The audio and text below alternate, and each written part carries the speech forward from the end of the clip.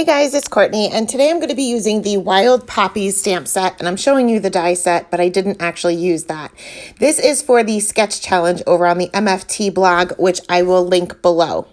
So I'm starting off with two pieces of Nina Solar White 80-pound cardstock, and these are both cut down to an A2 size, so they're 4 1/4 by 5 1/2. I'm going to line up my huge image here, and I'm using my Mini Misty just because I know I'm going to probably have to stamp these out twice, and I did. And I'm using the Blackout ink by Ink on 3 to stamp these in the same position for both of them. Doesn't really matter that they're in the same position for both of them.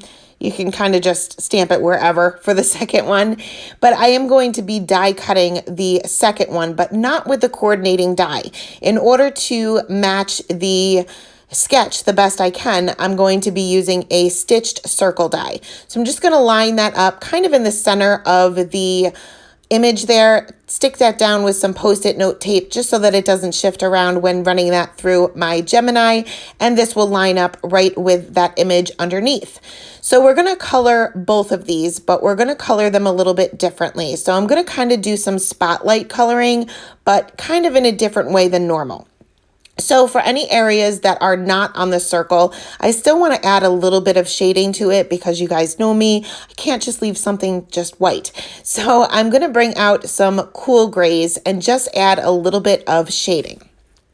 I'm going right in with my darkest color first because these blend pretty well, and this isn't necessarily the star of the show when it comes to the card. It's just to add a little bit of dimension for the areas that are peeking through. Now I ended up coloring this entire flower, but it was not necessary because most of it is going to be covered up.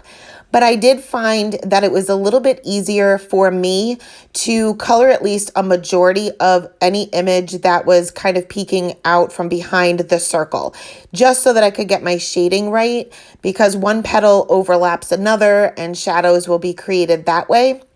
So I just found it easier. Plus this shows you guys kind of how I would do the shading if I were to color the entire thing. So I started with the C5 being the darkest color, and I just added that to where one petal is laying behind another, also where a petal is folded over on itself. I also added little notches there on the top of some of the petals, and this is just to add a little bit of shape to the petals. This is not necessary. You don't have to do this, but I just figured it gives just a little bit extra to the image itself. So I'm going to bring out my circle next just to kind of see what areas I need to color and what areas I can just leave blank because I know it's going to be covered up anyway.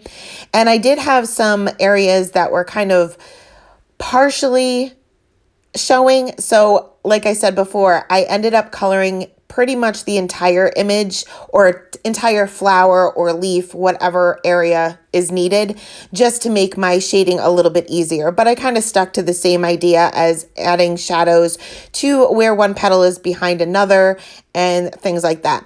Now for the leaves, I just added a little bit of shading to the base of the leaves, and some of the leaves are kind of different. So I didn't necessarily have to use too much of the grays for them. So you'll see it when I color the actual image with the colors. But I kind of just added it into some random areas, to be honest. Whenever I'm not sure of an image of where the shadows should be or where the darkest areas should be, I kind of just wing it. As long as I have a variation of a color in there, it'll look just fine. So once I have that panel all colored in, I'm going to move on to my circle, and this is where we're actually going to add the color. So I'm going to start off with some YG90 markers, and I'm just going to color these particular leaves. So I started right with my darkest color. This is a natural blending family, so they blend very well. I don't necessarily need to saturate the paper first, but I'm just leaving my highlight on the very tip of the leaves, and I went ahead and colored all of the same leaves with the same color combination. Next, we'll move on to a different green combination, and these are the ones that were kind of a little bit wonky for me. And I'm sure there is a correct way to color them. I just don't know what it is. So I'm just adding some shading in the center, and the very tips of the little pieces that are sticking out, I'm going to leave for the highlight color. and it seemed to work fine. And I went ahead and colored the rest of those with that same color combination and ended up going back to the YG90s to add some color to the stems. Again, kind of just picked some random areas to add my shading to, just as long as I have a little bit of variation in there.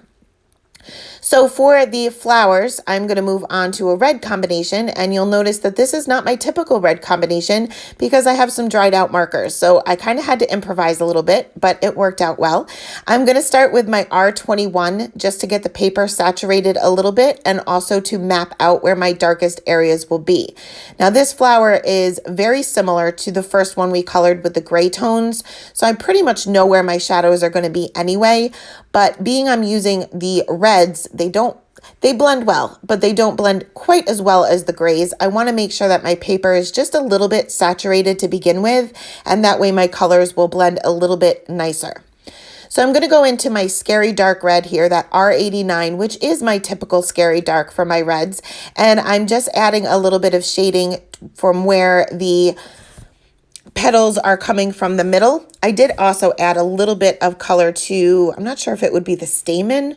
I don't think it would be the stamen, but the center, the very center of the flower. I just used a yellow, kind of like a golden yellow. I didn't do any shading to it at all. I just added a little color to it. The stamen themselves are black, so I'm just going to leave it with the stamped area. So I'm kind of using some flicking motions in the larger areas, the larger petals, but sometimes I'm just outlining it, depending on how much room I have to add all of my reds. So I also added those little notches or those little V's to the tips of some of the petals, just like I did with the grays. And then I will blend this out a little bit with the R29. Now, when you're using a combination like this, or pretty much any combination, when you go on to the next color, you want to start where you left off with the previous color. You don't want to necessarily go over it because then you're going to kind of get a blurry look. Because remember, alcohol markers blend. That's what they do. And the lighter they get, the more they act as a colorless blender. And you know what a colorless blender does? It just moves color. And you don't want to do that. So each and every time I go down to a lighter color, I'm just starting where I left off with the previous one. So I'm going to move on to the R24 and I'm just going to flick my color out a little bit further. And each time I'm also adding a little bit of shading to those little flick lines that we added to the tips of the petals.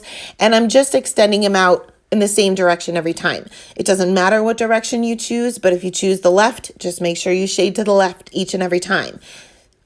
So moving on to the R43 now, I'm going to extend this out a little bit further, and you can see that I'm not leaving a whole lot of room for my highlight color. Your highlight should be very minimal, especially being my highlight color is a pretty pale pink, and I want these flowers to look red. So I'm not leaving a whole lot of room for that highlight color. Now, I thought I started with the R20. So I finished off with the R20 and realized that it was just a little bit too light. I had too much of a transition going from the R43 to the R20. So luckily it was such a light color that I was able to go back with that R21, which is actually the color that I started out with to saturate the paper. And that looked much better, even though these colors are very, very similar. But the R21 was just enough, just a shade darker where it worked a lot better. And I was still able to maintain that highlight. Now you can see where the folds are, where the one petal is folded over on itself. That's typically the lightest area because it's towards us. It's on top of everything else. So it's typically lighter, and I usually save that for my highlight color. Now, I'm not going to show you all of the coloring because it does get a little bit repetitive, but I'm going to show you this little bud here because these are the easiest ones. And you can fit all of the colors in here. So again, I'm starting with my lightest. Now, where one area is folded over on the other, I'm just outlining it and adding a little bit of shading towards the base and working my way up to that highlight color. But I was able to fit all 5 colors in here. Just make sure that you're using the very tip of your marker and you're leaving your marker straight up and down so you can get into those tiny little areas. You can see that I did go out of the lines there, so I'm not going to use a colorless blender. Remember, that moves the color, doesn't remove it, it moves it. So I used a white gel pen to fix that up. So once my coloring was complete, I trimmed down my panel just by 1/4 of an inch on the bottom and the left-hand side. I also took a piece of black cardstock and cut that just a little bit larger than my panel, but a little bit smaller than an A2 size card, and then cut just a small black strip to fit that sketch. Now I can kind of piece everything together to make sure that everything comes together the way I hoped it would. And it did. Actually, that black strip kind of hides the bottom area where it's a lot more intricate, where we have all of the stems and the leaves. Just in case I'm not able to line this up perfectly, this will kind of hide that. So I went ahead and glued down my strip of black cardstock, and I used my Tombow Mono multi-glue for this just to make sure that it was completely flat. And I can just use my scissors to trim off any excess that is hanging off the side. Then I can adhere this down to my black panel, which, like I said, is just a little bit larger than my card panel itself, and then onto an A2 size card. I like to do this. I like to mat things on black and just have a little bit of that showing. It really makes your panel pop, especially being I have kind of a lot going on here. For a clean and simple card, it's kind of a lot. So just adding just a little bit of that black border will kind of make everything pop off the page a little bit more. So once I had that lined up, I am going to add foam tape to the back of my circle panel and then line that up the best I can to the actual panel itself. So it's a seamless image. It's just different color combinations. So to finish off my card here, I wanted to use one of the sentiments from the same stamp set. And these are small sentiments. There's also a banner that comes in the stamp set, but I didn't leave myself enough room to use that. So I just ended up stamping out one of the sentiments right below my not my sentiment strip, what I should have made in my sentiment strip, but it's already glued down now. So I stamped that with some VersaFine Onyx Black ink. And then I'm going to add some enamel accents to kind of match my sketch here. This was clogged, so I used a pin to kind of unclog it, and I'm using a scrap piece of paper just to kind of test it out. Once I got that flowing and I brought that to my paper, it clogged up again. Do not squeeze very hard when it's on your card panel. Always use a scrap piece of paper, because you'll see once I move to the scrap piece of paper, I have a big blob that came out. And had that come out on my card, it pretty much would have been a done deal. So finished off with a few of those drops to match this sketch, and that is it. Like always, I will leave all the supplies listed in the description box below, along with the link to the MFT blog post with all of the other sketches. So thanks so much for stopping by, and have a great day. Bye.